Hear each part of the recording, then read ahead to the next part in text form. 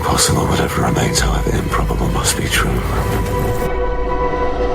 And it is not a question of a little occultism or a touch of mysticism, Mr. Devlin. It is vampires, and there's a host of damned souls at Telepath. I am thy father's spirit, doomed for a certain term to walk the night. Here, the old gods aren't dead. And what of the true god? He's dead. Can't complain. People assume that time is a strict progression of cause to effect, but actually, from a non-linear, non-subjective viewpoint, it's more like a big ball of wibbly-wobbly, timey-wimey stuff. You're listening to Paranormal UK Radio. Hi everybody, this is Irene Allen Block, the host of the Paranormal UK Radio Show, the flagship show of the Paranormal UK Radio station. And today I'm glad to say, well, I'm not glad to say, because, you know, I feel like I've lost an arm, but my sidekick's not with me today. Markle Farkle is busy doing something else. So what we've got, or who I've got, is another host, one that has his own radio show on our network. That's Paul Rook. Hello, Paul. Good evening, Irene. How are you? Hiya. Well, listen, Paul, you are my hero. You're my hero because you are working in the with the COVID business for the St. John's Ambulance. And I want to tell everybody, he's a hero, everybody. He really is a hero. Oh. But he is also one of my radio hosts. So, plus, he's also on the management team. I am, so, yeah, for my yeah. sins. Yes, so even though I may own everything, I still can get told off by Paul. Absolutely, every day. Horrendous. Yeah, Paul, why don't you tell the listeners about your show? Okay, well, our show, or my show, is the Paranormal Concept Show. I do the show with two other hosts, Kerry Greenaway and Richard Clements, and it goes out on a Tuesday. And yeah, it's just we take concepts and discuss them, and you know, work around the concept and see what other offshoots appear. And we're always going off topic. Yeah, so that's sort of what we do. I mean, the last show that went out was actually The Crown on social streaming, and we thought, because we were big fans of the TV show The Crown, we would actually look at some of the locations.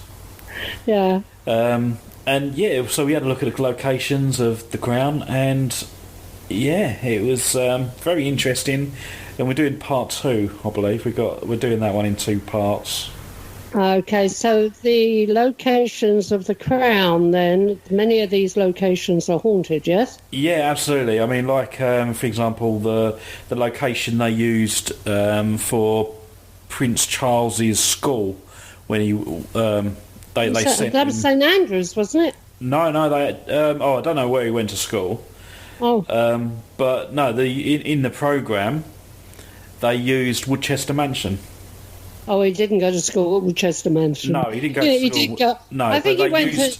They used the same building as instead of the real one. Okay, yeah. So we're talking about all those. Yeah, I think he went to St Andrews, but up where the golf course is. Yeah, I can't remember. Bonnie, Scotland. I'd have to look at Kerry's research that she done for me. Yeah, yeah. I honestly can't see them allowing in a television crew anyway. So no, that's it. Some of the place they use for like Windsor Castle, we looked at as well. You know, and yeah, it was quite an interesting show actually. So if anyone gets a chance, definitely go and have a listen. Mm-hmm. Yeah, so I mean, we do all sorts of subjects, and we talk lots of common sense. Yeah. Well, anyway, this is a message for Charlie. Charlie, lad, you come to your place down here in Wales quite often, which is just down the road from me, so why don't you just pop in and have a cup of tea? Okay. Well, Kerry's listening, and she actually just said he went to Goldstone. Goldstone. Yeah. Yeah. So yeah, she just messaged me on Facebook and said, "Yeah, there you go." Well, I used to see the royal family quite a lot, so Yeah. you know, on my travels. But I've never had one in the house actually for a cup of tea yet. And Charlie and Camilla, you're both welcome. Yeah. You know, Earl Grey in the afternoon. That's it. Okay. Yeah. Right, so let's get on and introduce our guests. Our guests are Don and Lainey from Chicago, I believe. Yes, and we they, are. Yes, and you run Spectrewaves. Yes, we do. Can you tell us a little bit about Spectrewaves? Sure, I'd be happy to do. You're to sweet. go over what we do. Obviously, one of the big driving factors for us is that we investigate historical properties that are purported to be haunted. Mm-hmm. We also do some private investigations, and of course, for everybody listening, we don't charge for any of our services. This is more of a passion than it is anything else. And you've got a lovely American voice. I'm not. Thank you. That's attributed. I'm not flirting with you because I've seen what Lady looks like. Yeah, right. There you go. She's beautiful. She's absolutely beautiful.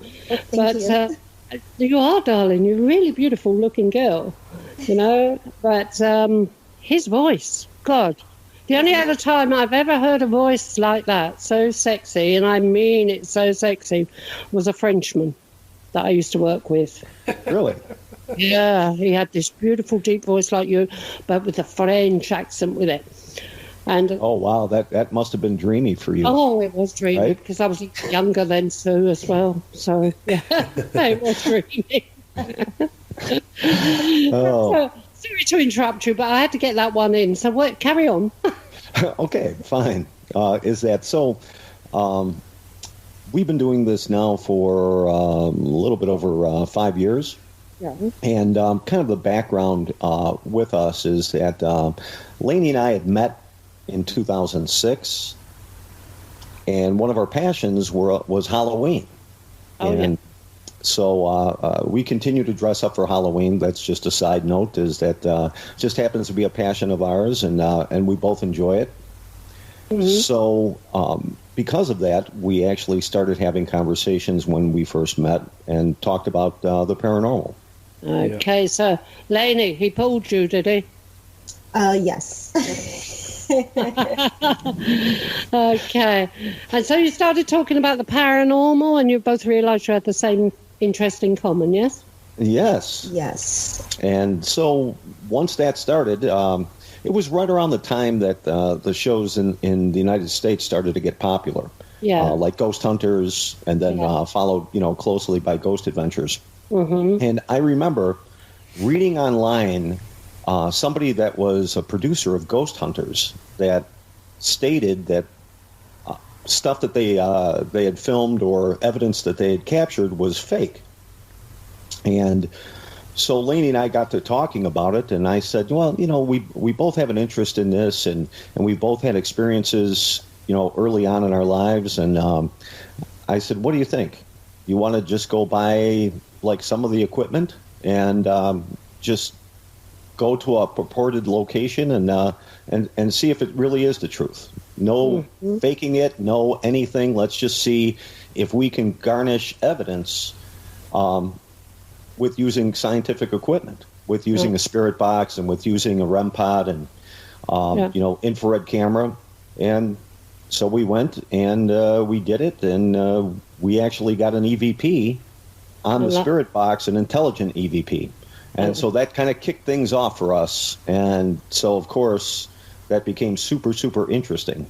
Yeah. And so we kept at it, and we kept investigating. We kept adding equipment, and we kept adding experiences. And and so now, 5.5, 6 years later.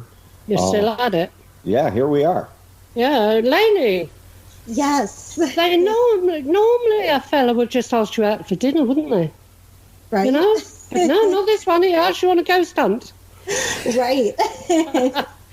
Well, now we've been together, what is it, going on 15 years? 15 years, 15 years. God. Long time. Yeah. So we have something interesting to jump in here with, is that so at the early onset of us doing these ghost investigations, what ended up happening was Lainey got diagnosed with leukemia. Oh, I'm sorry about that.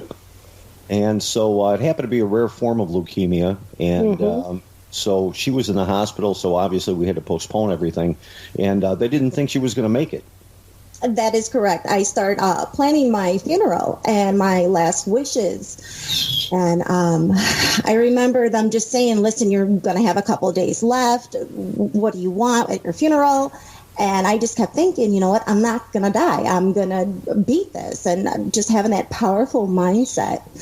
Well, of course, I did make it through. I'm in remission now for 6 years. The reason why we do bring that up is because after that, I think I hit the death plane, meaning I became much more sensitive with the paranormal. So when we're on these investigations, I'm able to pick what spot to go to.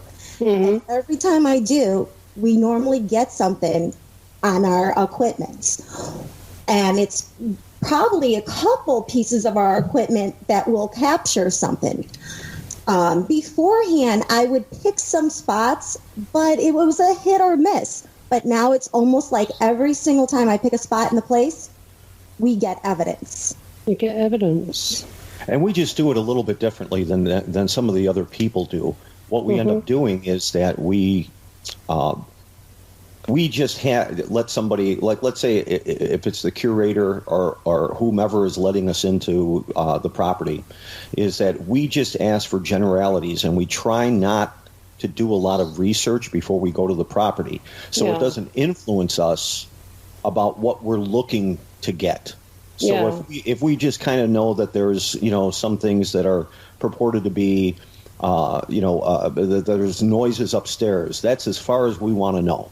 We don't want to know. Yeah, you don't want to know whether Henry VIII is trotting around or anything like that. Right. And so we take it from there. The one thing of research that we do prior to going to the location is that, we'll find out from a historical standpoint, or at least attempt to, who lived there, what they, when the property was developed, what was on that property prior to, because, in the U.S. especially. Normally what we do over here is we do all that at the end of it all. We do the investigations first, go in there completely blank, do the investigation. Well, I did when I had a team. Used to go in there completely blank, get the evidence, then come back, and then it would be all the research, Right, and then and so that it doesn't influence you during it. And I know a lot of the teams in the U.S., they'll do an awful lot of research, but it influences them into what they ultimately seemingly think that they capture. So we've done it, we've kind of done it that way, for the entire time that we've done things, and of course, we've garnished what we believe is really kind of Class A evidence. Yeah. Okay, Paul? Yeah, so obviously, like, you use paranormal equipment. What have you got anything that's different to other investigators that you use? No, is that one thing that we use that recently has kind of reared its head, that wasn't really working for us when we first initially bought it, was a static pod, basically. Is that it detects static electricity, similar to when you were to rub a balloon on your head. Yeah. And so that piece of equipment, you don't see it used very often on a lot of shows. Like, most of the time it's just infrared, or they'll use EMF to detect, and and we're a big proponent of using the Xbox 360, or what's commonly referred to as the SLS camera. Is this like a radiation detector? Oh, that SLS camera? or the static one? No, the static thing. No, it really isn't. It's just it's actually an electromagnetic, similar to an EMF meter, except for the fact that the only way that it actually goes off is like, even if you were to test it, for example, Irene, the only way that it goes off is that if you rubbed it on your skin, and then you would see the lights light up, right? Because you're causing electrostatic, right? Yeah. And that's what it detects. So it's different. Like, you could have an EMF meter next to that static pod, and the pod won't go off, but the meter might be registering, 2.0 or 6.0 or whatever. And then conversely, you could have the static meter go off or the static pod go off, the lights light up, and basically have an EMF reading of 0. Yeah. So we've at first we didn't really rely heavily on it because it doesn't make any noise when it goes off, so you have to kind of pay attention to it. And ironically is that you can see at least a few of the lights through IR. So when it does light up, it lights up bright and you can see it, and that focuses your attention over there on it. And then a lot of the times, if you're dealing with an intelligent spirit, you can ask them to step away from it. And again, just like it would be for a REM pod, it stops, and then if you ask them to re-engage, they'll go back and they'll re-engage. I see. So, yeah.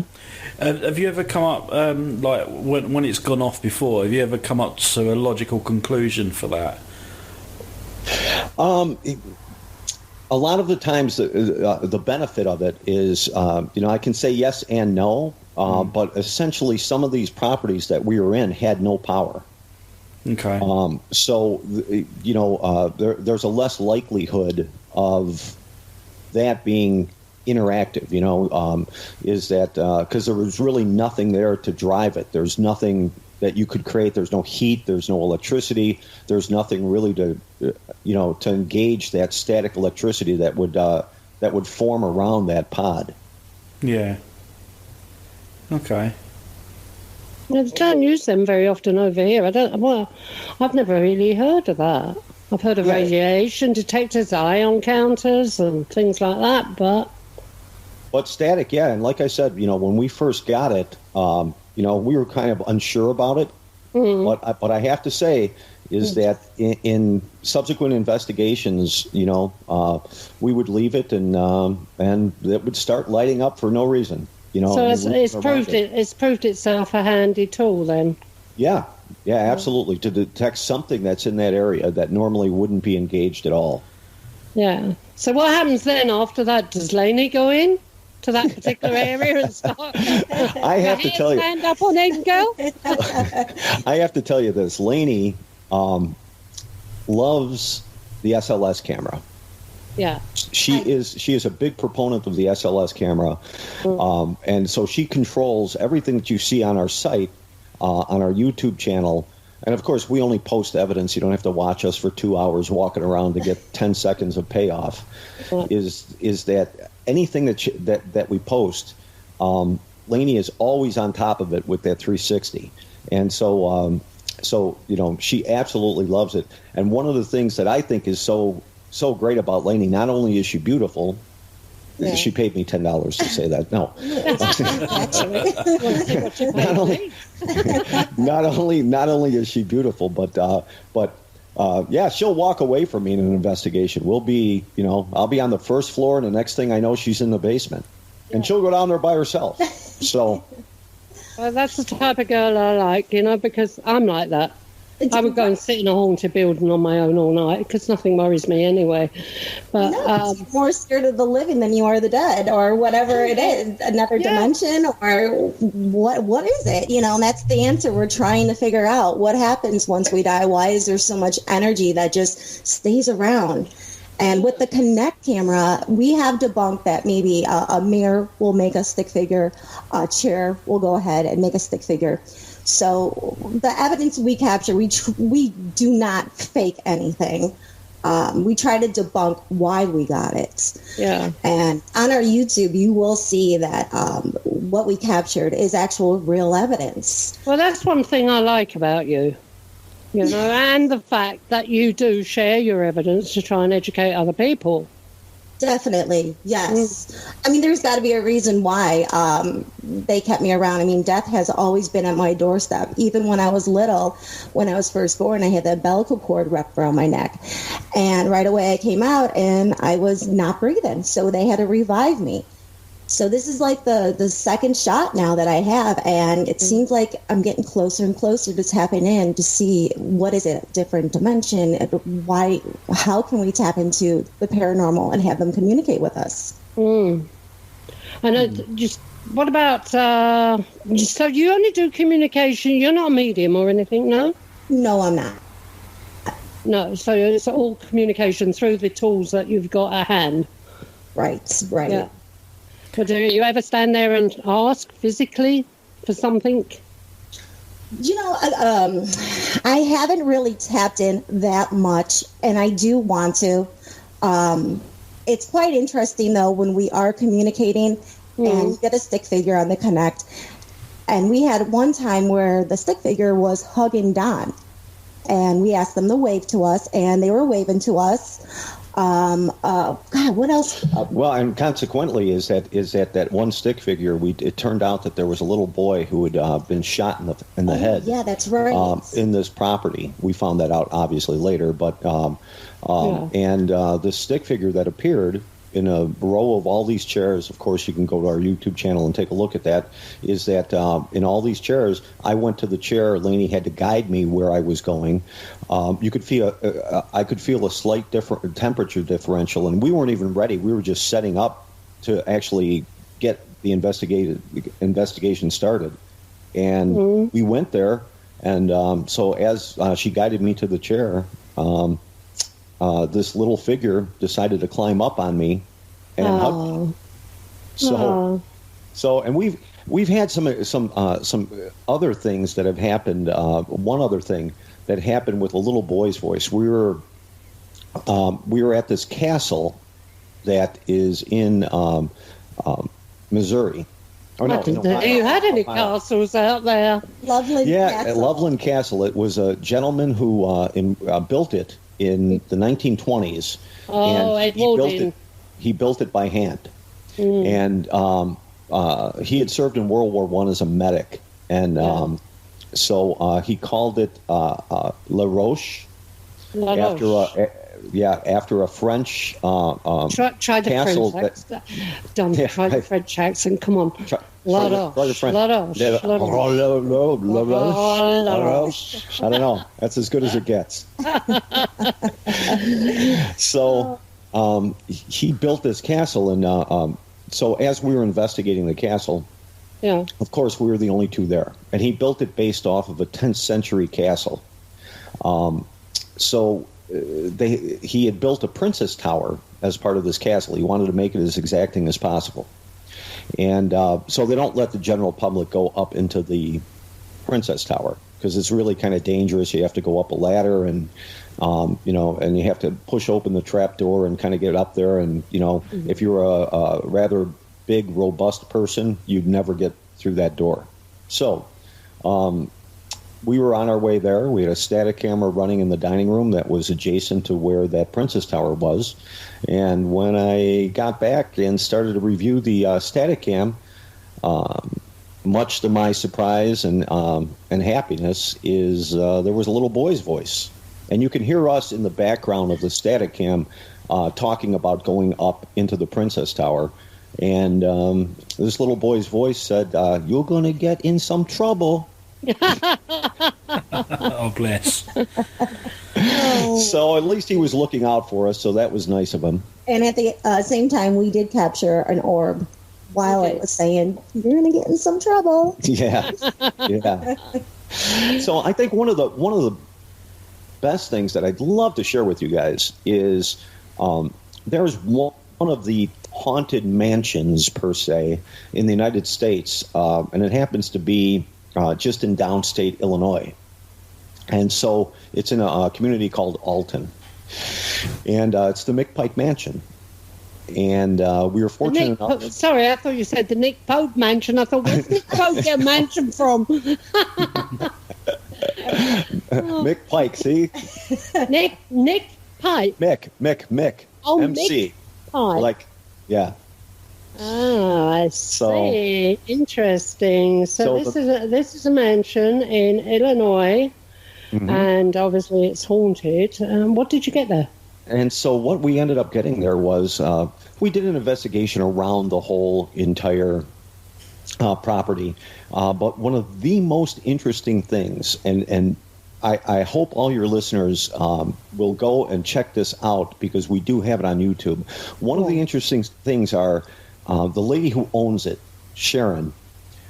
She had told us before we started the investigation, she had said, 3 weeks ago, Ghost Adventures was here. And she said, I will never have them back. And she railed upon. Well, you can't really blame her, can you? No, and she said, because she really protects the spirits that she believes reside there.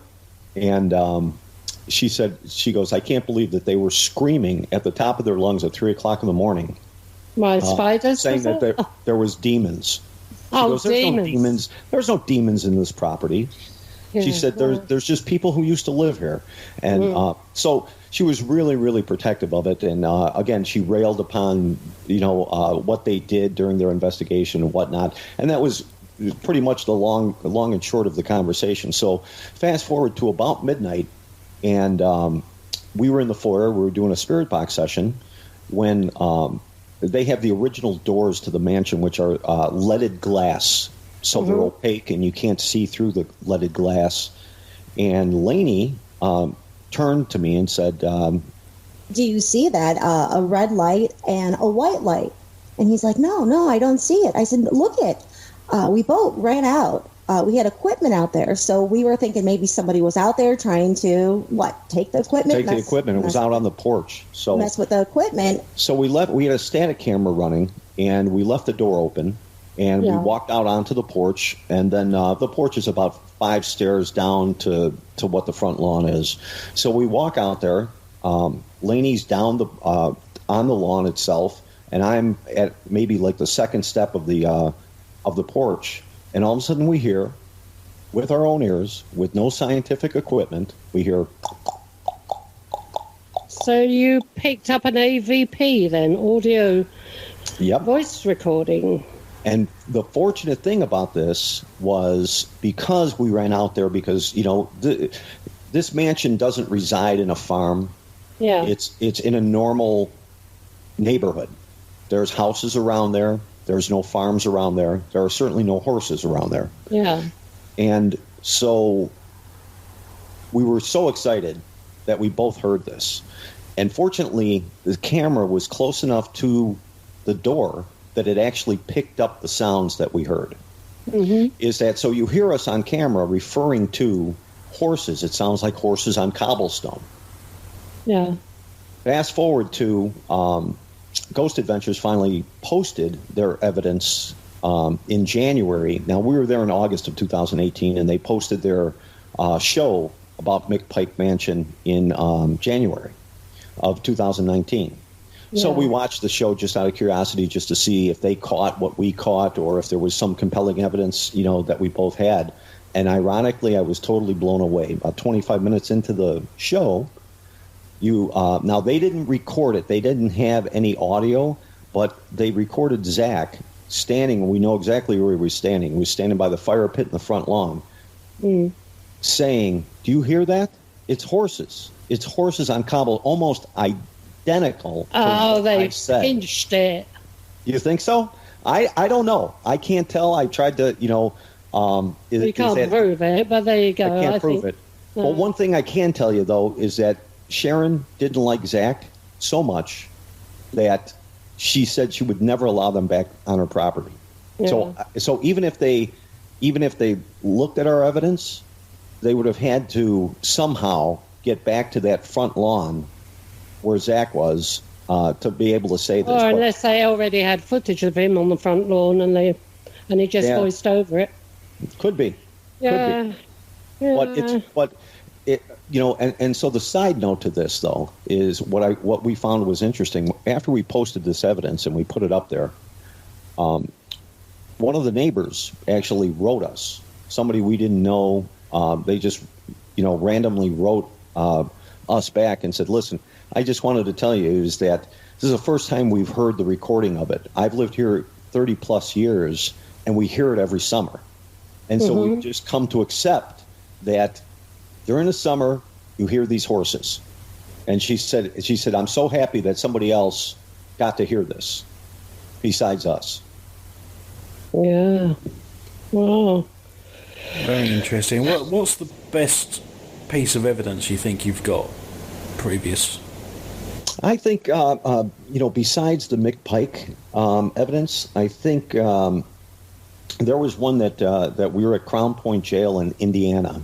And we were in the juvenile hall up there, and we were trying to take static pictures. Now, we still had a spirit box going, and it was on the table, and it's the top floor of the old jail, where they haven't redone this jail or anything. It's just, half of the windows are broken, and it's, and it's just kind of an old, wide open area. Think of a big auditorium style area with old bunk beds. That's kind of what it looks like. And so we were there and we were taking pictures, and I noticed that I was using my phone from time to time to take a picture, and we kept seeing streaks go past the camera lens. Like on a consistent, every time I snapped a picture, there was streaks.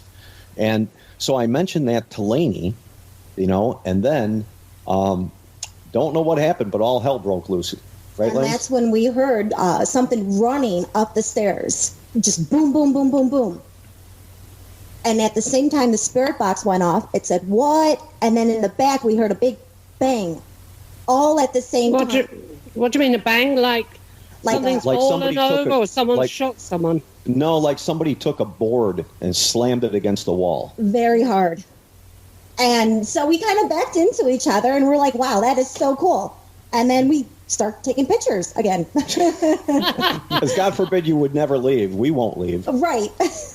Have you gone back there since to see whether you can get it again? We did. Is that we went back there, and Lainey, it wasn't up there. We couldn't recreate it. It wasn't. So it seemed like it was more intelligent than it was residual. But on the second floor, Lainey got her hair pulled. That was in don't you hate that? I've had that done. I tell you what, when you've done all your slap on your face, all your makeup and your hair, and suddenly something pulls your hair. It feels like static electricity, like what if you rub a balloon on your arm. That's what it felt like. And actually, on camera, you can see my hair kind of raising up a little bit. And at the same time that was happening, the meter went off, and it spiked all the way. Because we actually have a meter, which is an EMF meter, but it also has a REM pod built into it. Yeah. So it's kind of like a dual purpose thing, and that REM pod was screaming when it happened. Yes.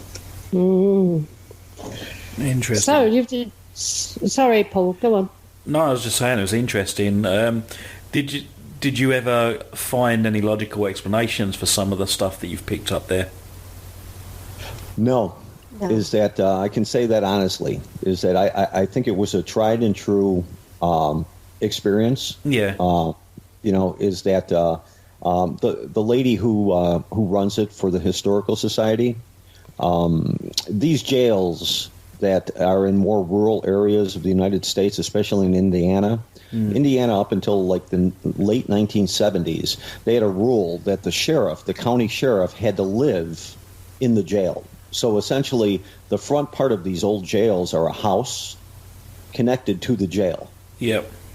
And so she was in, we've come to know her now, Sandy, but she has let us in. When she lets us in, she basically stays in the front parlor, which is not, it's only connected to the back jail via a hallway and a door. And so, and I can guarantee you is that they've picked up a lot of things there. And that was one of the reasons why, ultimately we found that out. But that was one of the reasons why we went there, to actually go and investigate.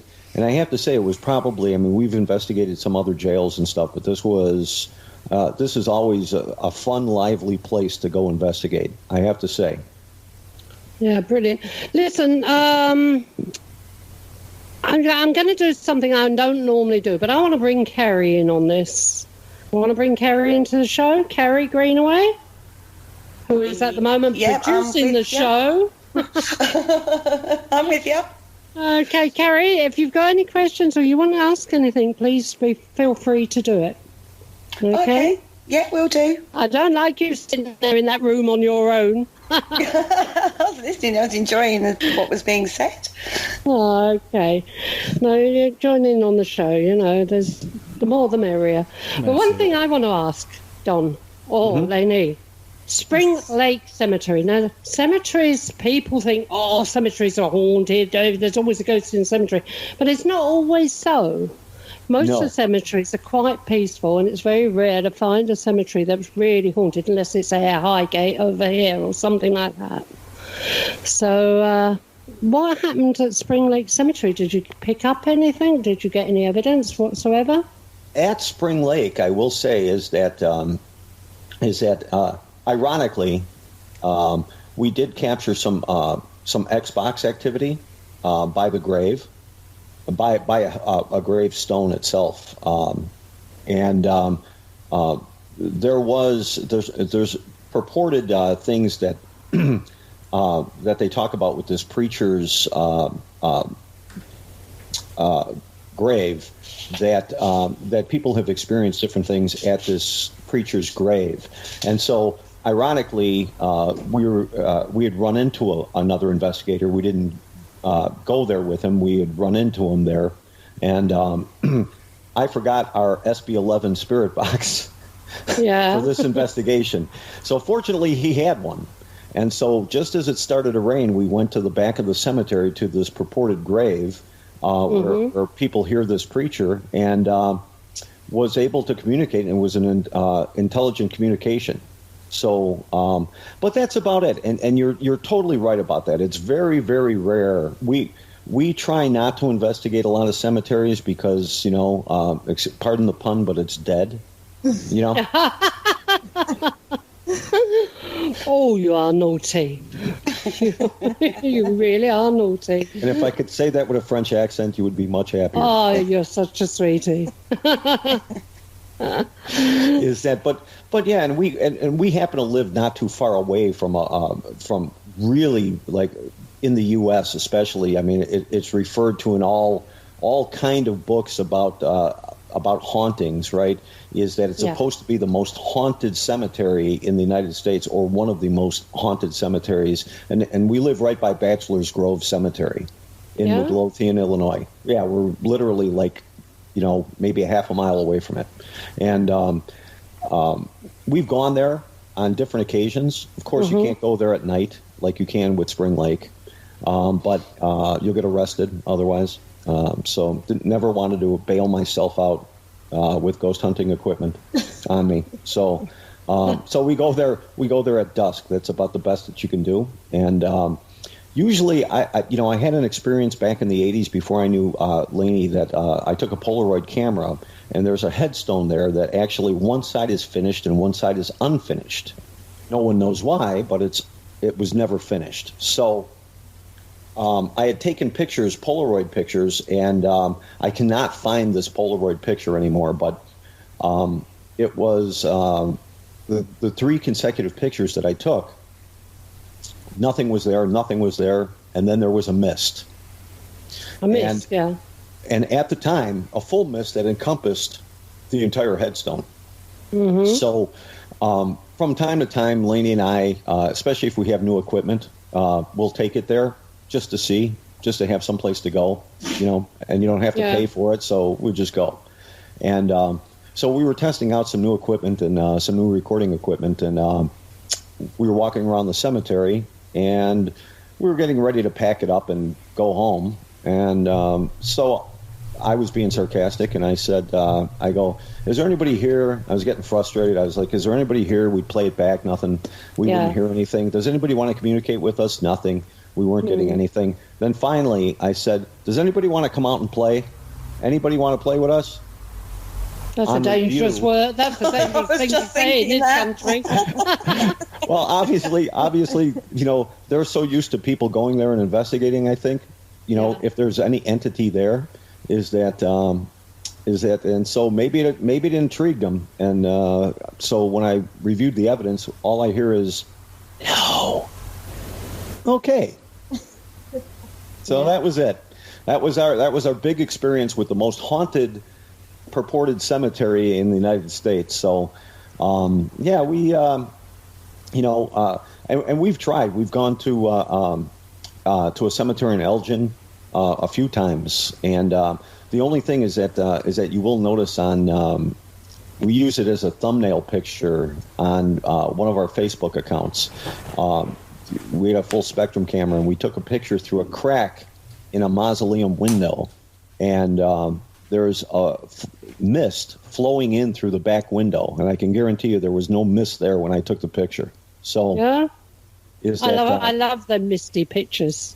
Yeah, it was really, really interesting, and I mean, and obviously, just like for everyone who listens, right, and that wants to do their own little investigations and stuff, is that it's kind of a known commodity in the paranormal community that you take 3 pictures, right? You try to take them as static and straight as you can from each area that you're taking the pictures, because you may find an anomaly on one of those pictures verified by the other 2 pictures not having the anomaly.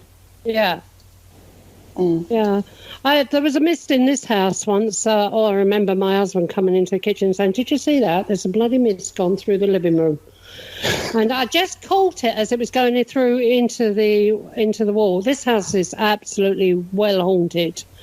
He was doing some work in the old parlour the other day, and because we're turning it into another office, and he was out there doing some plastering or something, and I was on the other side of the house, with my head stuck in the computer writing one of my books. And he came through and he said, "That's where you are."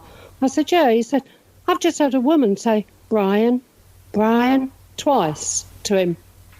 Oh, wow.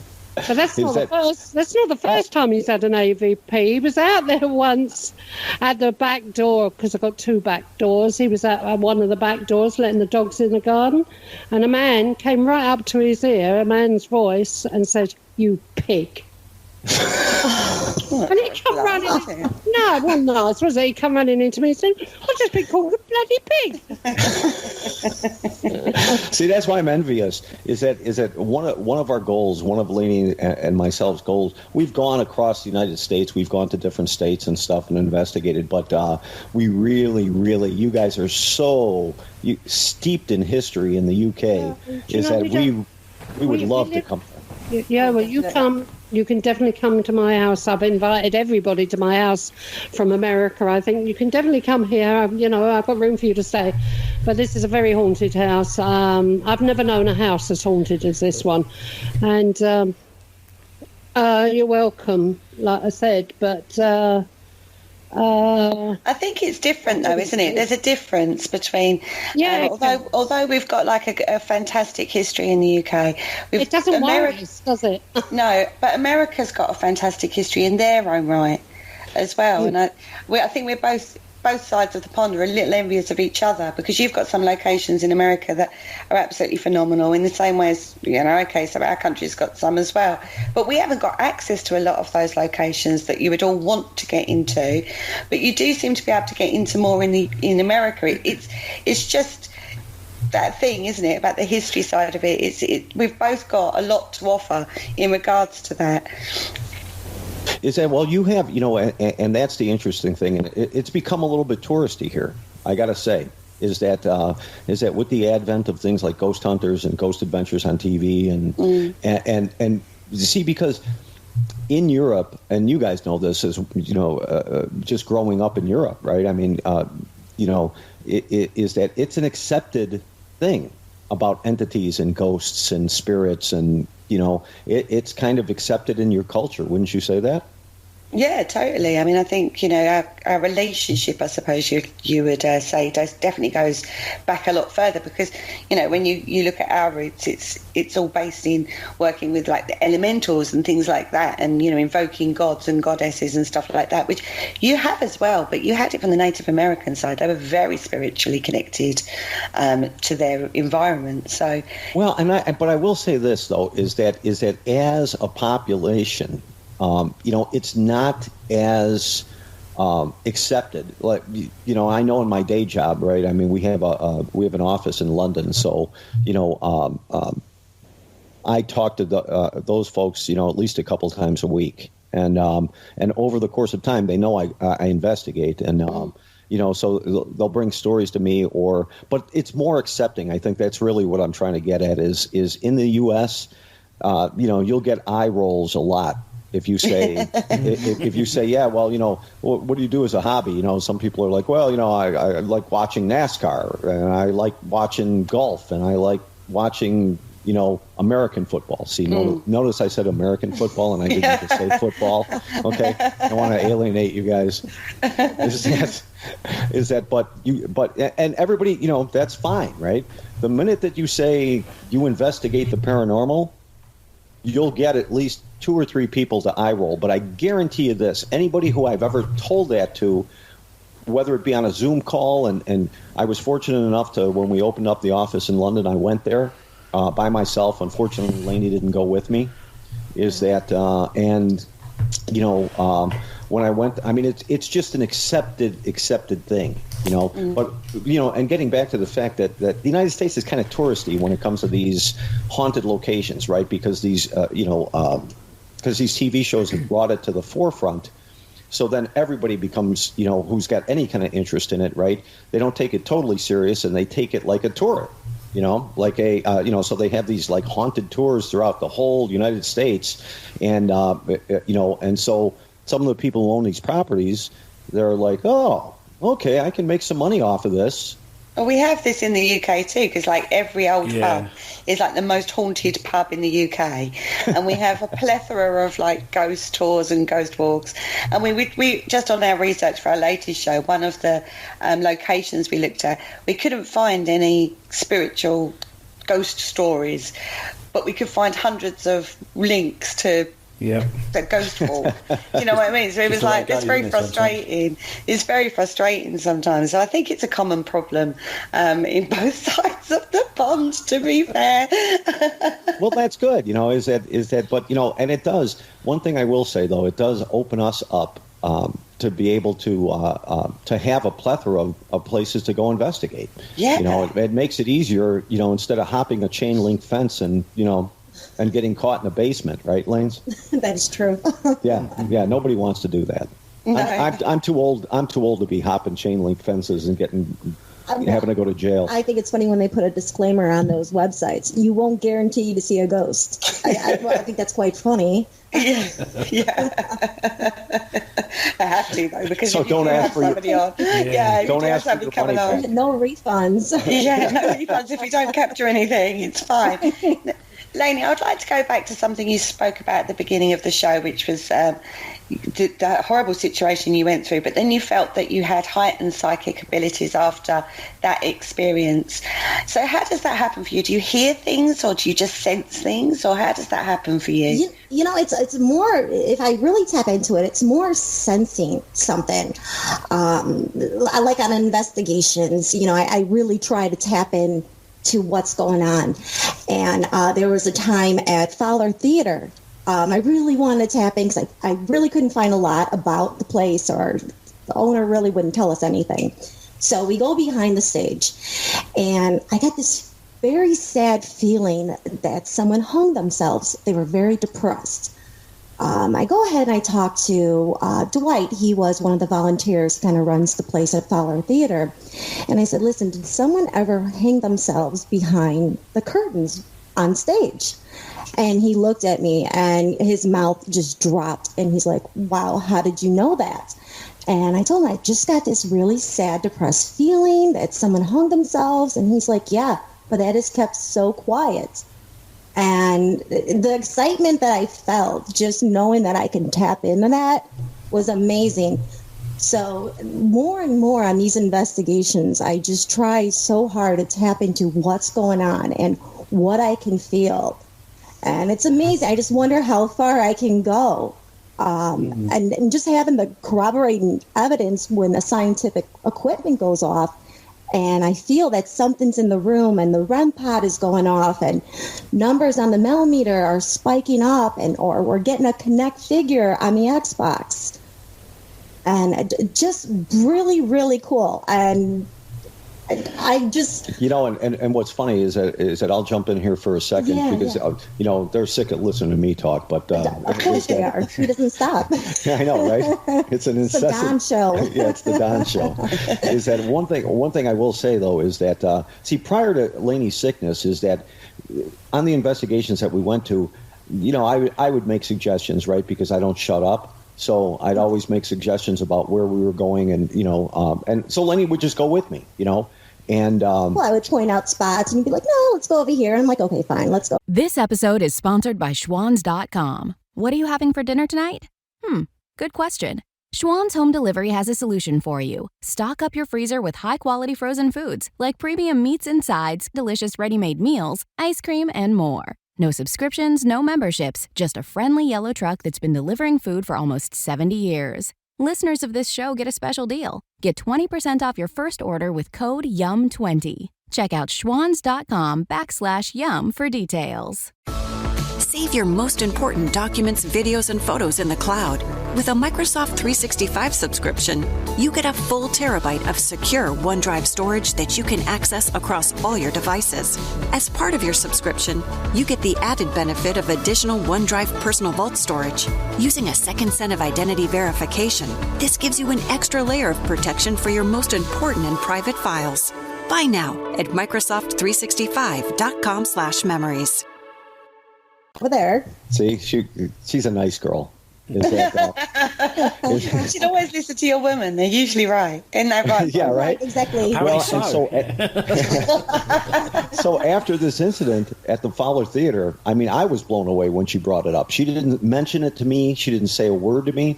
When we went out there to talk to Dwight and she brought it up, I was just as shocked as Dwight was. And I can tell you this honestly, from that point on, I shut up.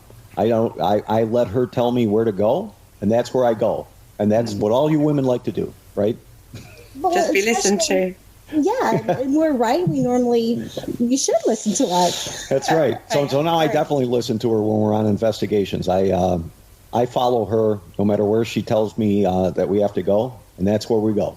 And usually, and it's right. And I mean, usually we end up garnishing, some really good evidence. So have you thought about progressing that particular side of yourself? Our Paul Rook has, I challenged him recently because he says he's as psychic as a dead stick. We call him the blocker on investigations. But so I challenged him to actually go on to start a spiritual journey, didn't I, Paul? Yes, you did. It is very interesting, actually. Interesting experiment. Definitely worth doing. And it was basically starting off through psychic workshops and stuff like that, meditations. Have you thought about developing that ability?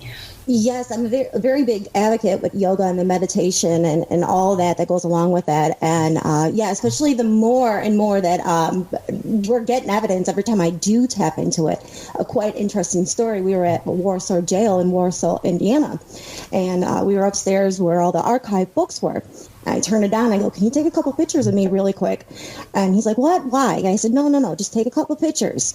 Sure enough, later on, after I looked at those pictures, I saw a double image of me. This was quite creepy because of the fact that the image above me wasn't really looking like me, and half the face was shot off. We did find out later on that the woman and husband that lived there, the husband shot the wife with a shotgun on the same side of the face that was blown off in the picture. And the shirt she had on was a white collar. I had a tan collar on. And it was a completely different shirt. And you can go ahead and see that on the website that we have. The nose was different. The mouth was different. Of course, half the face was shot off. But I found that quite interesting, too. And ironically about that is that the pictures that I took weren't with a DSL type camera. It was I was just using my phone, and usually it's kind of difficult on phones to get double exposures. It's not something that normally happens on a phone. Sometimes you can with mirrored cameras and stuff. That shutter will double click and you'll get a double exposure. But usually on a phone, because it's a digital shutter, you don't usually experience that, and that's what made it even odd. I don't think I could replicate that if I tried. What did you take with a series of like 6 photos that day? Yeah. It just gives you the goosebumps. It really does. And then you can actually see like blood. I mean, the whole face is shot off. It was just so creepy. So whatever kind of feeling I got, or I'm so glad that I said something at that time, so Don can go ahead and we can capture something to share with everybody else. But as you say, I do want to tap more into it. And we're always looking for new places to go investigate, and just it's like a high that I get on this now. Just for everybody who's listening, give them a shout out for your website, because you've not done that yet. So where can they find you? That is going to be www.specterwaves.weebly.com, and Specter Waves is spelled SPECTREWAVES. Specter Waves. And they can see that image on that, yeah? Yeah, and you can see the image on that website, and and what I alluded to earlier, again, I'll just reiterate is that we only post evidence that we catch, and sometimes it can be as long as 6 or 7 minutes, depending on the type of evidence that really comes through during that, and you can check our YouTube channel at any time. It's Specter Waves, because I like to repeat myself. It's because obviously somebody else had Specter Waves, right? So the only way that they would let us through is if I doubled it. So, but feel free, check out our evidence, and we'd love to hear from everybody. If you look at something and you want to get a little bit more detailed into it and find out, maybe some facts or circumstances that was involved with while we were getting that evidence, please feel free to contact us. Or definitely, if there's like a location you find interesting, we'd love to learn about that location and try to get in there and investigate. Yeah. Don, remember before we finish the show to give off those addresses again. Oh, sure. Okay. Sure, absolutely. All right. Paul, did you want to say anything? Well, yeah, I mean, there's loads of stuff that we could be asking. What about, out of all the places that you have actually gone to, is there any one that stands out for you and, your favourite location, and maybe you've been there more than other locations? Yeah, that's Stimson Hospital. You remember that, Don? Oh, absolutely. That was last year. Yeah, we were in... right before the pandemic. Yeah. And we were in the Dr. Stimson's old office, and we had the spirit box going, and we were talking, and all of a sudden we said, "What is your name?" It said Stimson, and that was quite interesting. And another thing that happened was the whole room shook on us, and this room was made of all concrete.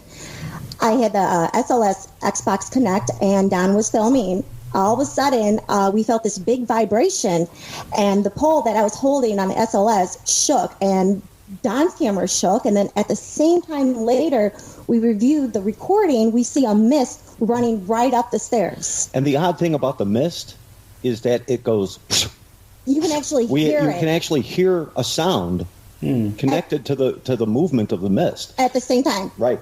Just really, really strange. And I got to say is that one of my favorite locations, that we've gone to and we've talked about it already is the Crown Point Jail. There are a whole bunch of things that go on there, small things, and we've been there a couple of times, and and I know Sandy, always invites us back, and we haven't been back there for a couple of years, but it's always fun to go there. Especially because they haven't really done anything to the jail, and all of the floors are accessible, so you don't have to climb ladders or anything. The stairs are still there, which is nice. I mean, we were just at a jail in Fowler, Indiana, actually, this past year, and Old Benton Jail. Yeah, Old Benton Jail. Yeah, and they actually had taken the stairs down for the second floor jail cells. So you have to actually climb a ladder, and I'm scared to death of heights. Is that I'm not scared of ghosts. I'm scared of heights, and so typical, isn't it? is that so getting down off that ladder, boy, is that that was something else. I got to say, is that but I went up there nonetheless, right? But unfortunately, we didn't capture anything up there. No, we didn't, right? I mean, but. I'm sure the spirits were just laughing at the fact that you were there. Oh, if you would have seen me, I was like a 2-year-old trying to go down the ladder. And of course, I had to say, "Come on, Don, hurry up." Yeah, Lainey's right down the ladder. She's like, Well, it's quite interesting. We got a 10-foot Christmas tree this year, so I made him put the star on. Yeah. So you can imagine how that went in the front room with me putting a star on a 10-foot Christmas tree. Sounds fun.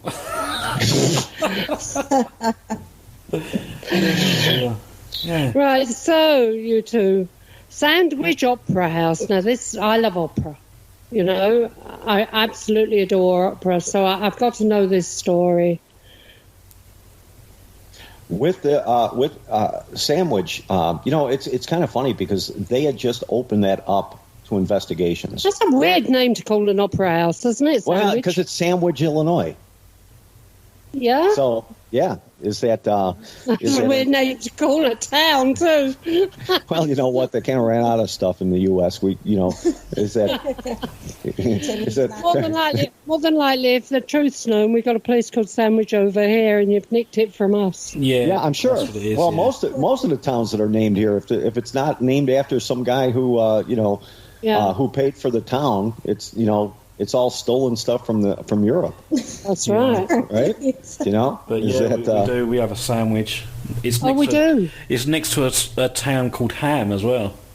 Oh, no, not a ham perfect. Sandwich. Yeah, so we get the ham sandwich. That's totally perfect. That'll make you hungry. Yeah, right. Is that so? At Sandwich was actually one of the first times that we that the static device actually started to interact with us. Like we'd used it on previous investigations and never really got much. But when we were on stage there, is that that was really the first time that I can honestly say that we were in the auditorium. Lainey was on the stage. I was down by the seats, and the next thing I know, that vortex. It's called a vortex, and it's actually, ironically, it's made by a gentleman. I believe it is, isn't it, Lanes? They're out of the UK, right? Oh yeah, was that the vortex? Yes. Yeah. Yes. That's not in Peretti, is it? I don't know. You bought it. I didn't buy it. And by the way, the vortex is pink. So I just wanted to let you know. I'm trying to get a lot of our equipment pink. Love that color option. Definitely. Pink vortex, yep. They make it in a whole bunch of different colors, and of course we have a pink one. We have a pink IR light. Yeah, we have a pink IR light. She has a pink mono tripod. So you're into pink. You're a pink girl. Yes. Well, they make everything for the guys. Everything's black, so it's nice that they're aiming the equipment towards us a little bit with the pink. I find that quite different. I do. I would say in the Victorian period, pink used to be a boy's colour. See, that's something I didn't know that. Yeah. Wow. During the Victorian period, it was pink was a boy's colour, blues was a girl's, but because I believe one of the dolls, I think Cindy or Barbie or something, they took pink for girls, so we switched. And that's what changed it around, huh? Yeah, that's wow. it. Yeah. So, and we were, like I said, we were on the stage at somebody's bringing us lunch. No, I'm just kidding. So we had got some interaction and meaningful interaction on stage with that vortex, with the static device, and it absolutely lit up for us, and we were we were super happy, and that's what made us start to focus, because we used to leave the static cam in a room with that vortex, right? And then we'd go back and review, and we would never really see anything, except every once in a while a minor little interaction, and that would be it. But this was really what hit home for that particular device, and that's what makes that place so telling, is that I don't think we really got much of anything else, though, at the that I can remember anyways, at the Sandwich Opera House. We've been to a couple of opera houses before. We were at the Egyptian Theater, which brings me to an ironic thing at the Egyptian Theater. It's back around the vaudevillian times, which is really around the turn of the century for the U.S., this particular theater in DeKalb, Illinois, basically hosted vaudevillian shows. They did, plays, musicals. Now it's a movie theater, but through the course of that time throughout the U.S., there was a block of these theaters that were all Egyptian-themed theaters. Yeah. And there's only 2 left now. All the rest of them have been torn down and gutted and long since to the dust heap. And so we were fortunate that one of these 2 actually still exists in Illinois. So we went there to investigate, and we actually had an interaction with the Spirit Box on the stage, asking questions. And they had talked about, we've come to find out that they had talked about this lady in green that has been reported being in the seats, and they don't really know who she is. They don't have any evidence of anybody ever dying there, who fit her description. But so I was conducting a Spirit Box session on the stage and asked a question, and said, is the lady in green here? Because that's all we knew at the time was about the lady in green. That was it. So I got an interaction, and I heard that a female voice talk back to us on the Spirit Box, and I said, did you perform here? Why are you here? Were you a singer? And on the Spirit Box, it comes back and it says singer. Now, if you guys, and I'm sure all the people that that probably follow the show and kind of are familiar with what a Spirit Box is. It's really it can be an AM or FM or both device that sweeps the entire spectrum of the FM spectrum or the AM spectrum, or simultaneously. In this case, we always use an SB11, which has 2 radios in it, and it sweeps forward and backwards. You can do FM or AM simultaneously. So in order to get any kind of a vowel sound, consonant sounds, it has to go over that entire spectrum to almost, form a word. And to hear something, like singer in a female voice, and especially something that's relevant there, was, made us really excited. Well, later on in the investigation, Lainey was up on stage, and go ahead.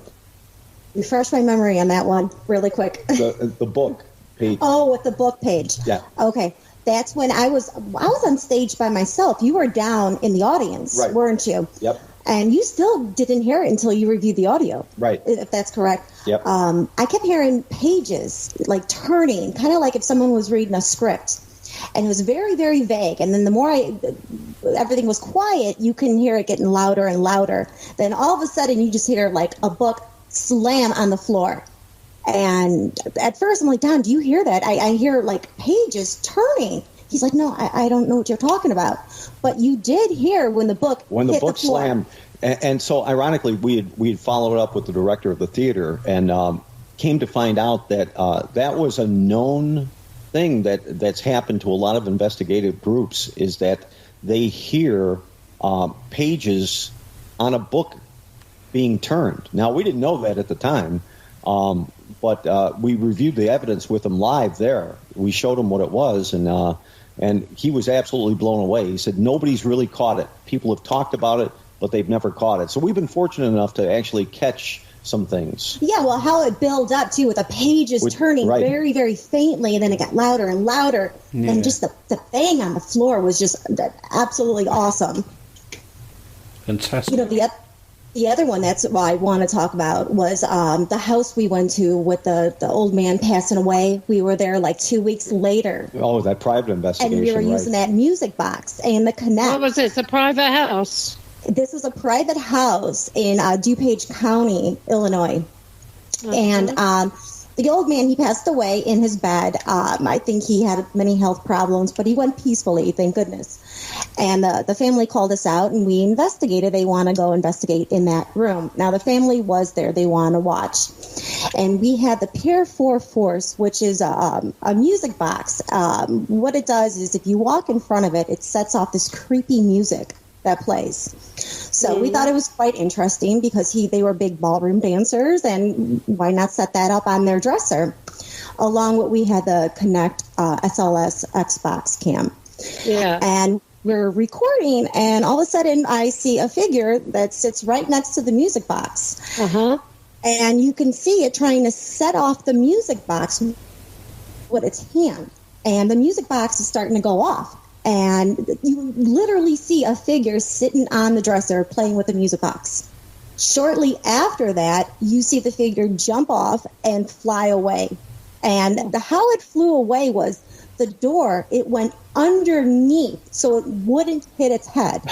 I thought that was quite interesting. So, oh my God, it's the weirdest thing. If I'm explaining that right, no, you are explaining it right. Yeah. It almost looked like instead of just like going out the opening, like through the wall, like it still thought it had a physical body, where it had to dunk down and not hit its head. Right.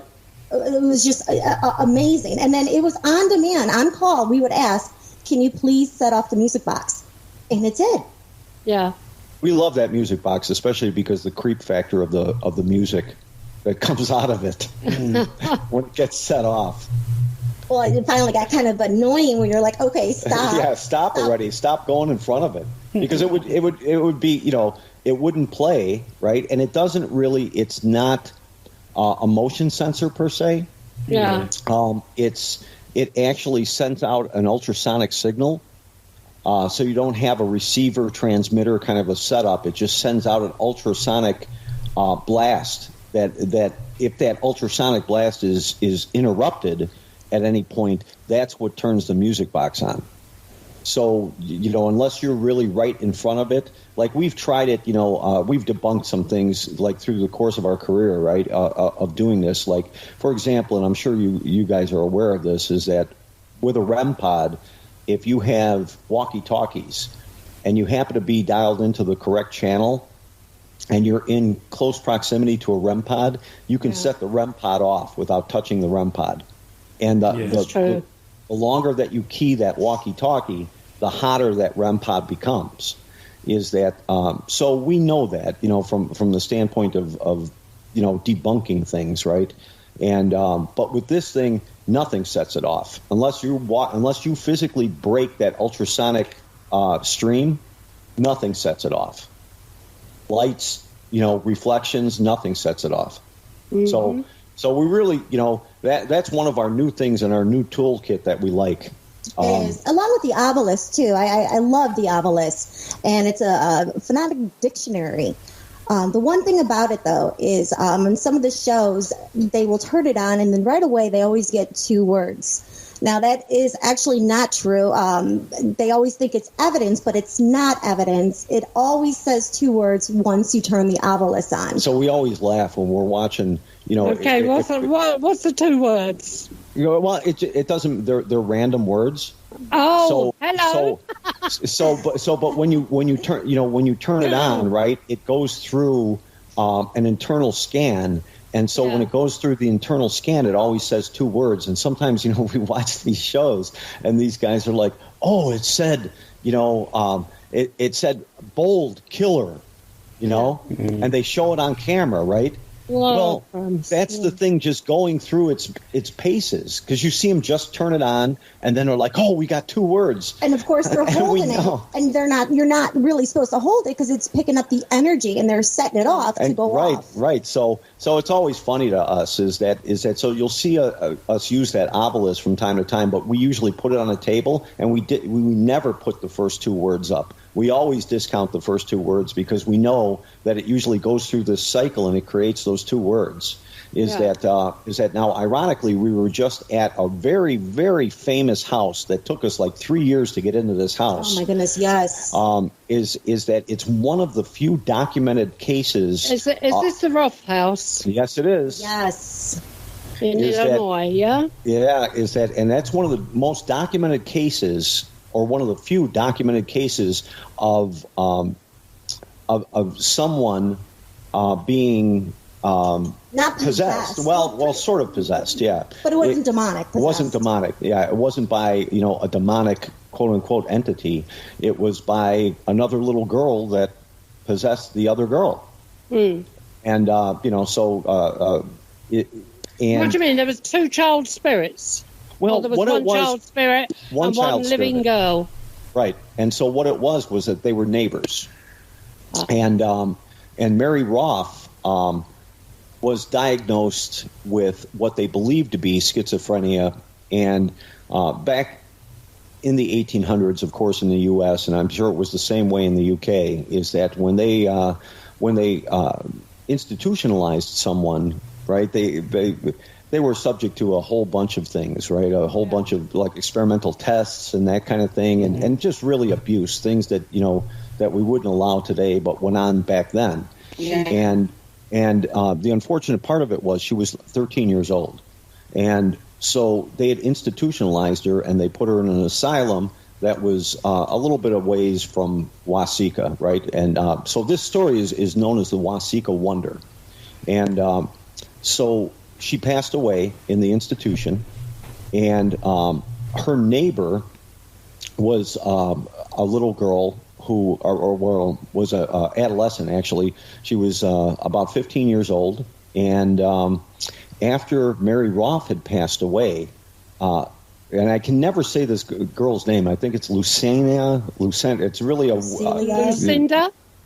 Maybe it's like Lucinda or Lucani. No, it's Lucani. That's what it is. I know it ends in an EY. Is that so? She one day went to her parents. This was after Mary Roth had passed away, and went to her parents and said, "Why am I here? I need to go home." And they're like, "What are you talking about? This is your home." No. I need to go home. I need to see my mom and dad. And so after they interrogated her for a little while, they came to find out that she believed that she was Mary Roth. And so they had gone to Mr. Roth and they asked him, they said, "Listen, our daughter is displaying these kind of characteristics that you used to talk about happened to your daughter, and we're scared for her. We don't want to institutionalize her." And Mr. Roth, because he was so distraught about the fact that Mary had passed away in this asylum, said, "No, you're not going to put her in an asylum. If she's thinking that she's Mary, have her come to the house. We will have her come to the house."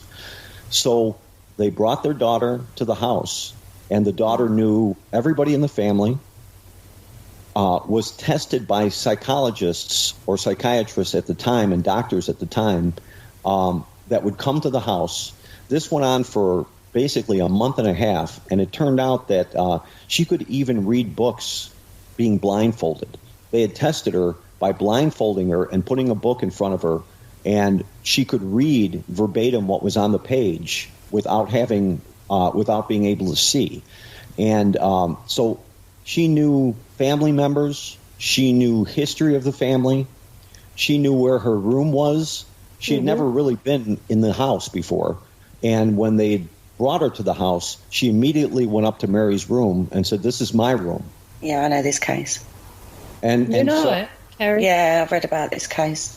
And so as quickly as it started, the Roths allowed her to live there for a month and a half. And then, to compartmentalize this story, she woke up and she said, "What am I doing here? Mm-hmm. I want to go back home, go back to my house." And that was it. That was the last time that she was possessed by Mary, at least what everyone believes. And as a side note, the lady ironically had moved to Texas in her adult life and lived into her 90s. Is that so? You know, is that? But again, one of just because of local sheriffs and local psychologists and psychiatrists and doctors that had gone and evaluated her through the course of this month and a half, and all of these different purported things that had happened during it, makes it a little bit more documentable than just saying, "Yeah, I saw this spirit that walked around the backyard." Yeah, Colin Wilson wrote about it in his book Supernatural as part of one of the chapters. And it's actually really, really fascinating, that book. So if you get a chance, read it, because it's well worth reading. Yeah, I'm gonna. It covers a lot of cases in a lot of different areas, but that is one of the cases in there. And I have to say, is that so? I mean, it was a 3-year plan for us to try to get into this place, and the gentleman who owns the house had stopped allowing people to come in, and we had contacted him before he stopped, and we just couldn't get a date together, and then he decided that he wasn't going to let anybody come in.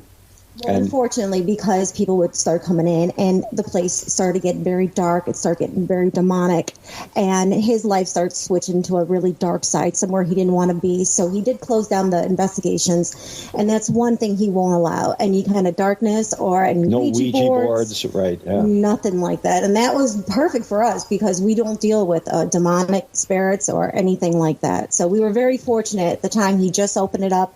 He reached out to us, and we were able to go in there.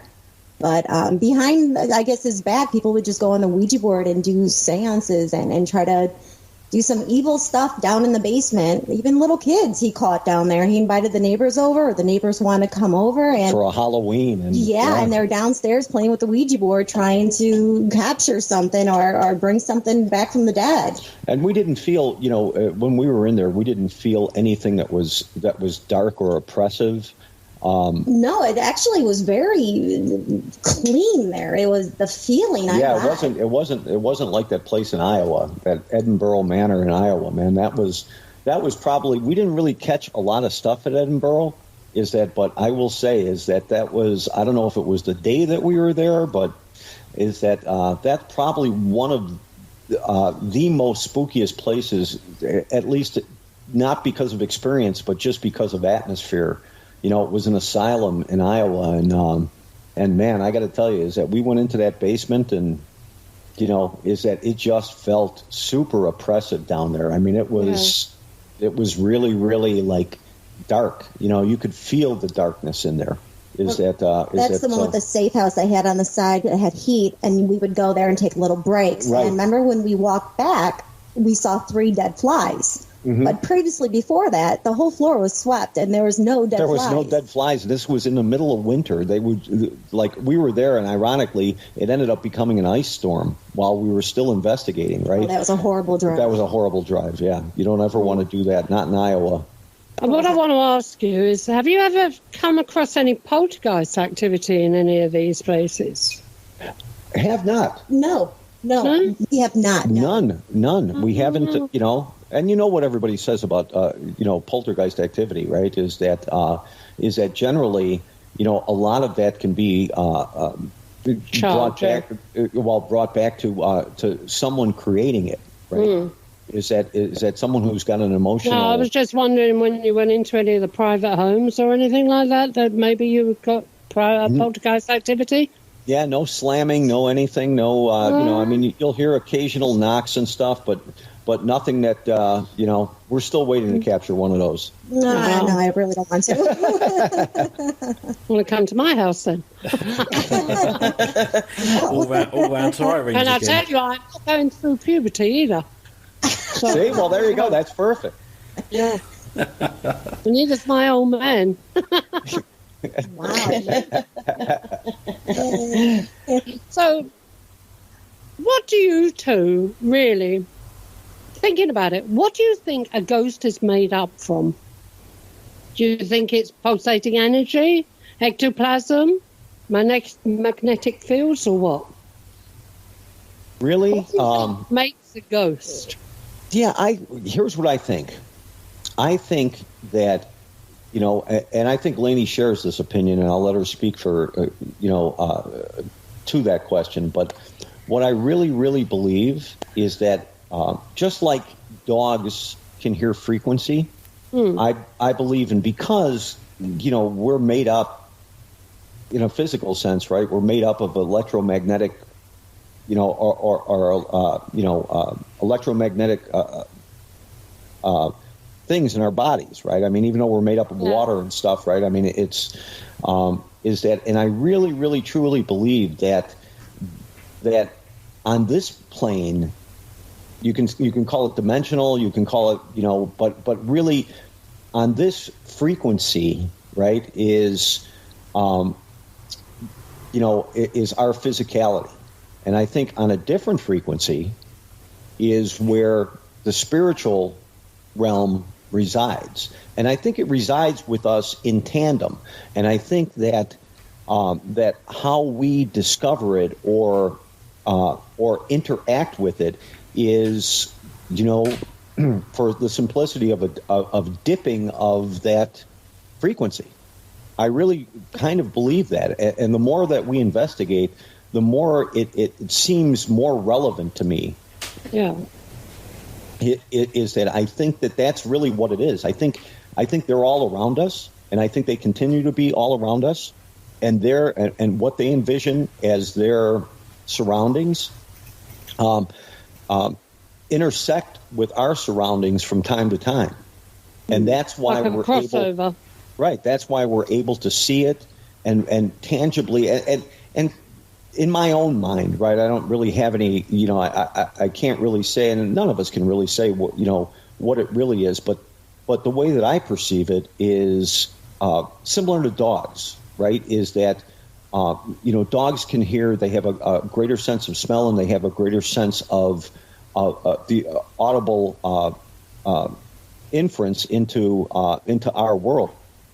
So, with a dog whistle, right, you can blow the whistle. And if you've ever blown a dog whistle, right, I mean, it's not perfectly silent, but it makes that frequency, and they hear it distinctly, and why is because their ears are set up to a different frequency, which brings me to animals being able to, and we've all heard stories, and maybe you've even had, an interaction where, one of your pets, whether it be a dog or a cat, starts to react to something that's in the room that you can't see and you haven't, felt or tangibly touched or anything. Yeah, I get that all the time with my lot. See, and so how do they do that? Is that if it wasn't a different frequency, just my opinion, of course, but if it wasn't a different frequency, like how would they be able to see that? If the frequency bends a little bit, and we all know that they're sensitive to something, right? So they, dogs especially have a poor, ability to see. They don't have enough cones in their eyes. They only see red and gray and black, with little spatterings of green, but they don't see colors. And so they're obviously relying on some other sense that takes their attention, that makes them focus on something. And I really truly believe that that's why it validates things more for me about the fact that I believe it's always around. Now, in pursuit of this, right, is that you use equipment, and that's why you can sometimes communicate, my opinion, with an intelligent spirit using a spirit box, because it's going through a spectrum of audio that allows you to be able to hear it. There's an old saying over here: behind every person stands 50 ghosts. And you know what? And I think that might be a valid saying, honestly. Yeah. Is that, and the more that because I come from a technical background, if it's not evident by now, and I will say is that that's one of the things that really that as we progressively go along and we investigate that, I truly believe that that's what we're experiencing. I believe we're experiencing almost, if you will, a dimensional shift. I don't want to sound conspiratorial, but for energies.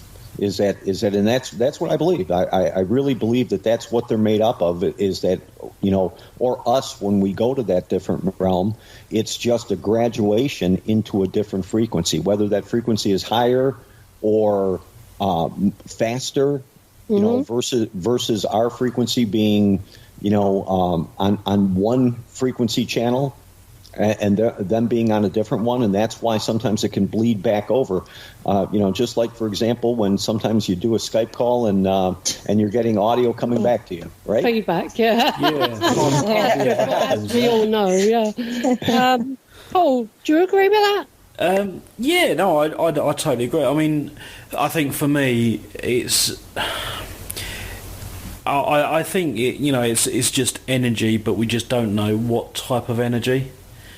And that's why we go out with all the equipment for EMF detections and like static, and so I just think they're energy that can manipulate other energies, if that makes sense. Yeah. But that's what ghost is to me. What I wanted to ask the guys was, do you investigate other things other than just ghost sightings? Do you investigate UFO sightings or cryptozoology stuff? Because the paranormal is a broad area. Right, and so ironically, right, is that we actually have an interest in cryptozoology, right? But we've never really made it a forefront of our stuff that we're investigating, right? Is that, and especially out here, we have a ton of forests out here and stuff. And ironically, and you guys get an exclusive on this. I have since installed a camera into our Specter Waves van, but at the time we didn't, right? It wasn't a normal course of events that we usually would have done that, but. We happen to be in a heavily wooded area, not too far away from our house, and we were actually just driving through the area. Yeah. And we had to go back and look this up, but we saw in the headlights up in front of us this creature, can be best described as a creature with extremely long arms, stopped in the middle of the road, and it had to be at least, I'm going to say, like, let's see if I can do this in kilometers. No, I don't. I can't. You can't. I can't. We're in miles. We are in miles. Yeah, it's in France and places like kilometers, but in the UK we're still in miles. Oh, still in miles. So that's good. Although we're in decimal in everything else, but that's right. I always have a hell of a time trying to convert things. Is that so? It was basically about a quarter mile away from us, up ahead, but we were on this long, straight patch of road. And this thing it was humanoid, right? It was a gray color, a light gray color, and had arms that extended down to the ground. And so it was semi-upright and had walked across the road, stopped, and continued to walk across the road. And as we drove up, I was like, oh, my God. So we're trying to get cameras out and stuff to take pictures. And, of course, it went into the woods, and that was the end of it, right? And so that was our only experience with anything that was crypto-like. But, of course, what did we do, right? We immediately came home and started looking it up. And I don't remember what somebody pegged that as, what it was called, but we saw a drawing of it. We did, yes. Some other people did see that too, and that was right by that old haunted Willowbrook Ballroom. Mm-hmm. Yeah, because I'm sure if you've heard of anything about the Chicago area, right, is that there's a whole local legend, folklorish thing about Resurrection Mary. Anybody hear about that? No, I can't say I have. Oh, see, it doesn't make its way over to the UK. I know. I've heard something about Resurrection Mary. Have you? I've heard those two words. I've heard. is that so? Resurrection Cemetery is a cemetery that's in the southwest suburbs of Chicago, and in the 1930s, down the street from Resurrection Cemetery is used to be a ballroom. It just recently burned down, but it was called the Willowbrook Ballroom. And where we saw this cryptic wasn't really too far away from where this Willowbrook Ballroom was. And the story of Resurrection Mary is that this woman had gone to a dance. She was, they believe that she was 17, 18 years old. She had gone to a dance at the Willowbrook Ballroom. She was supposed to get a ride home. Her ride never came. She started to walk down, and this happened to be Archer Avenue. She was walking down Archer Avenue, and they believe she was hit and killed. Now, they can't peg it to exactly who it was, but they believe that she was one of a couple of people that were reported killed along that road. And so the story is through all of the 60s and the 70s and whatnot is that she became a hitchhiking ghost. So people would be going down past the Willowbrook, and it had to be usually a single man, would see this girl in white at the side of the road hitchhiking. She would, they would pull over to the side. She would get in the back of the car. She would tell them an address to go to. And as they traveled to the address, she was quiet. She didn't really say anything, and she looked disheveled in the back seat. As they drove past Resurrection Cemetery, she was gone. They'd look in the rearview mirror, and she'd be gone. We've got many stories like that over here. We got one on Bluebell Hill. Is that right, Paul? Yeah, it is. Yeah, I used to. I grew up not far from Bluebell Hill, so I've heard that one so many times. About the hitchhiker, as it is, right? As it is, with Resurrection Cemetery, it's the same thing. Now, the only physical evidence that I've ever seen, they have these brass, which is turned, green over the course of time, but these brass gates, right? These brass bars on these gates, and back in the late 70s, one of the stories from one of the police officers in the town. Said they got a call because somebody had reported seeing a girl struggling to get out of the gate from inside of the cemetery. Now, the gate is right on a main thoroughfare road, so you can drive past it and you can see it. And so he went to go and investigate. He went there. Of course, there was nobody there. But when he drove up onto by the gate and actually put the spotlight on the gate, two of the bars on the gate were bent. Now, these were solid, constructed copper brass bars, and they were bent. And as he went to the bars, he actually looked at the bars, and just like you would take silly putty or putty and put it in your hand and make a finger impression. Yeah, that's how these bars were.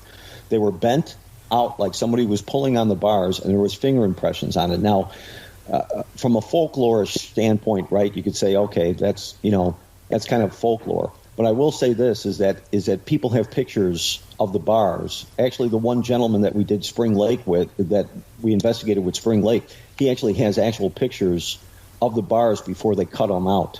Because people used to stop there and take pictures of the bars. So to this day, when you go past that gate, is that you can see on the gate itself, you can see where the bars were cut and where new bars were installed. You can still see that there's that delineation between the colors, but that's like the only thing that I know about with Resurrection Cemetery. No, I've never picked her up, and so Lainey would kill me if I picked her up. Yeah, but unless you were recording now. Unless I was, then she'd be okay with it, right? With that. Yeah. I don't think you'd get far with her, Lainey. Not too far. Oh dear, well, we're coming to the end now, so do you want to tell us more about where you can be found? Absolutely, and I'm gonna pass that to my better half because she's all on top of this. Well, your sexy voice though is much better. Yeah, but he's got a sexy voice, but you've got the looks. Remember that, girl. Oh, well, thank you. So you can find us on YouTube, Specter Waves, that's SPECTRE, Waves, WAVES. and that's all one word. And our website that we use is www.specterwaves.weebly.com. And yeah, if anybody's got any ideas of some places or some intake on places to investigate, I know it's in America, but hopefully one day we're going to be over in London doing some investigations. And we're going to definitely take Irene up on it. Oh yes, we are. Yes, I tell you what, we've got some beautiful beaches down here. Sand that goes for miles, literally miles. Yeah. And if anybody wants to email us, you can email us directly at specterwaves@gmail.com. Okay. And that's about it, folks. All right. Now, Mark's not here to say where we can be found, and I can never remember, but I can tell you now we're on radio.com, isn't it? Yeah, paukradio.com. We are, a server goes out on all the big stations, Amazon, Google, everywhere, just about everywhere. Our podcast goes out literally everywhere. We're up in the clouds. It's unbelievable. It's unbelievable. Everywhere. Literally everywhere. Now, this is the part Mark usually does, and I don't really take much notice. All I do at the end is usually say goodbye. Now, don't you wish you'd taken notice now? Don't I wish, yeah. Because I don't know what Mark does either. Neither do I sometimes. Mark's like the Wizard of Oz behind the curtain, huh? That's it, absolutely. He is. He's absolutely brilliant. Absolutely brilliant. He keeps everything going and all together. But Kerry also has done a very good job today of keeping us going. And I want to say thank you to Kerry. I want to say thank you to Paul for stepping in, both of you. You have been absolutely brilliant. But most of all, I want to say thank you to our guests, Don and Lainey from Specter Waves Paranormal. Thank you, guys. Thank you so much. Thanks for having us, Irene. Okay, thank you. And goodbye, everyone. Goodbye. Bye-bye.